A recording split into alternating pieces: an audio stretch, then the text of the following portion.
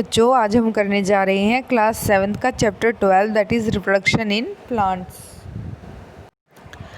Reproduction in plants. तो बच्चों, reproduction का मतलब क्या होता है? अगर आप छोटी क्लासेस से पढ़ते ही आ रहे हैं तो मैं आपको बता दूं, प्रोडक्शन होता है उत्पादन करना, और री मतलब बार बार किसी चीज़ का उत्पादन करना। और प्लांट्स के अंदर ये क्या रिप्रेजेंट करता है? प्रजनन को। अगर हिंदी में कहा जाए इसे तो क्या कहा जाएगा? प्रजनन। प्रजनन होता है कि जब प्लांट्स अपने जैसे ही और भी प्लांट्स को बनाते हैं तो उन्हें क्या कहा जाता है कि प्लांट्स रिप्रोड्यूस कर रहे हैं, रिप्रोडक्शन कर रहे हैं।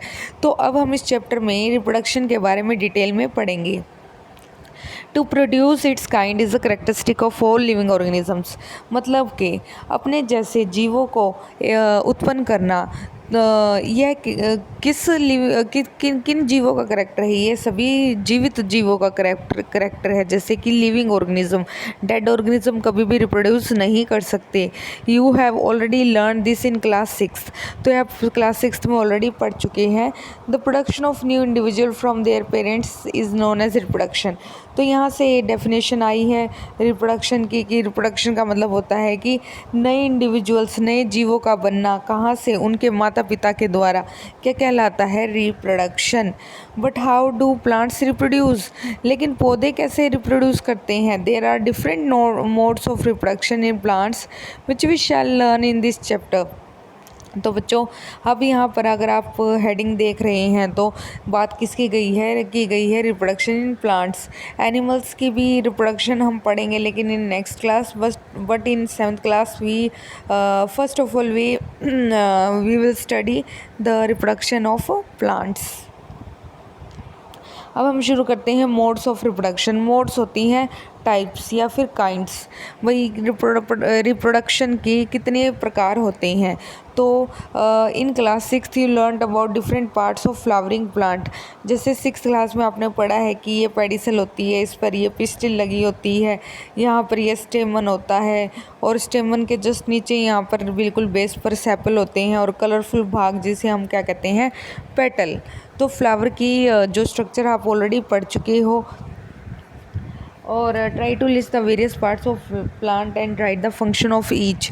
और यह भी आप 6th क्लास में पढ़ चुके हो कि जो पौधा होता है उसके जो डिफरेंट पार्ट्स होते हैं उनका क्या रोल होता है। जैसे कि रूट हैं जो अंडरग्राउंड होती हैं, स्टेम सोइल के अंदर प्रेजेंट होती हैं, इनका काम पानी और मिनरल्स को एब्जॉर्ब करना है। जबकि जो स्टेम होती है वो एक तरह से पौधे को होल्डिंग करने में, मतलब खड़े होने में, सीधा खड़े होने में मदद करती है। प्लस एक यह, अगर हम इसके अंदर वाले फंक्शन की बात करें तो यह है ट्रांसपोर्ट का काम करती है।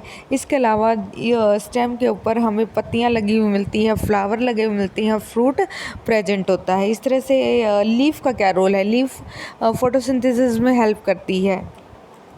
और इन सभी पार्ट्स को क्या कहा जाता है? Vegetative parts.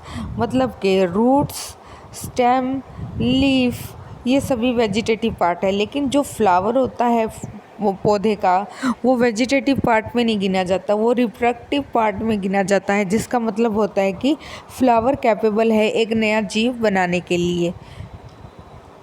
तो these are called vegetative parts of plant. After a certain period of growth, most plants bear flowers. तो जैसे ही आपको पता है कि अगर आपने कभी कोई पौधा देखा हो तो सबसे पहले बीज अंकुरित होता है, फिर उसमें से पौधा निकलता है, फिर पौधा निकलने के बाद उसमें से पौधा बढ़ता है, और एक टाइम आता है जब उसमें से फूल निकलते हैं, और वो फूल फर्दर बाद में किस में कन्वर्ट हो जाते हैं? फ्रूट में। लेकिन कभी हमने इस प्रोसेस को ऐसे चलते हुए नहीं देखा, क्योंकि ये बहुत ही स्लो प्रोसेस है। You may have seen the mango trees flowering in spring. तो आपने देखा है कि जो आम का वृक्ष है वह स्प्रिंग, बसंत ऋतु में फूल देता है। It is this flower that give rise to juicy mango fruit we enjoy in summer. और यही फ्लावर है जो आगे जाकर क्या प्रोड्यूस करते हैं? आम, जिन्हें हम बहुत ही मज़े से खाते हैं गर्मियों में। तो we eat the fruits and usually discard the seeds. तो हम, अगर आपके पास आम है तो आप क्या करते हो? आप आम का गुदा खाते हो, लेकिन जो सीड है, गुठली है, उसे गिरा देते हो। और वो जहाँ पर भी उस गुठली को गिराते हो तो अगर वहाँ पर मिट्टी अवेलेबल है और पानी अवेलेबल है तो वो गुठली उगनी शुरू हो जाती है, और आपको वहाँ से दिखाई देगा कि मैंगो का एक नया पौधा आपको मिल जाता है। Seeds germinate and form new plants. So what is the function of flowers in plants. तो इस तरह से हम पता होना चाहिए कि फ्लावर्स का क्या फंक्शन है प्लांट्स के अंदर। The flowers perform the function of reproduction in plants. तो सबसे इम्पोर्टेंट पॉइंट यहाँ निकल कर आया है कि फ्लावर्स क्या करते हैं, फ्लावर्स रिप्रोडक्शन में हेल्प करते हैं, क्योंकि फ्लावर्स के अंदर रिप्रोडक्टिव पार्ट्स प्रेजेंट होते हैं जिनका नाम होता है stamen and pistil. A flower में have either the male part और द फीमेल पार्ट और both male and female part. तो बच्चों ऐसे होता है कि जैसे ये एक फ्लावर है, इसमें एक तो हमने अभी जैसे डायग्राम बनाया था कि पिस्टिल भी प्रेजेंट है, स्टेमन भी प्रेजेंट है। तो इस तरह के फ्लावर भी होते हैं, लेकिन कई ऐसे फ्लावर भी है जिसमें सिर्फ पिस्टिल प्रेजेंट है, या फिर जिसमें सिर्फ male part that is called pollen and स्टेमन he present है। तो ऐसे फ्लावर जिसमें कोई एक ही रिप्रोडक्टिव पार्ट है तो यूनिसेक्सुअल फ्लावर कहलाते हैं, और ऐसे फ्लावर जिसमें दोनों ही मेल और फीमेल दोनों ही प्रेजेंट होते हैं वो बायसेक्सुअल फ्लावर्स कहलाते हैं।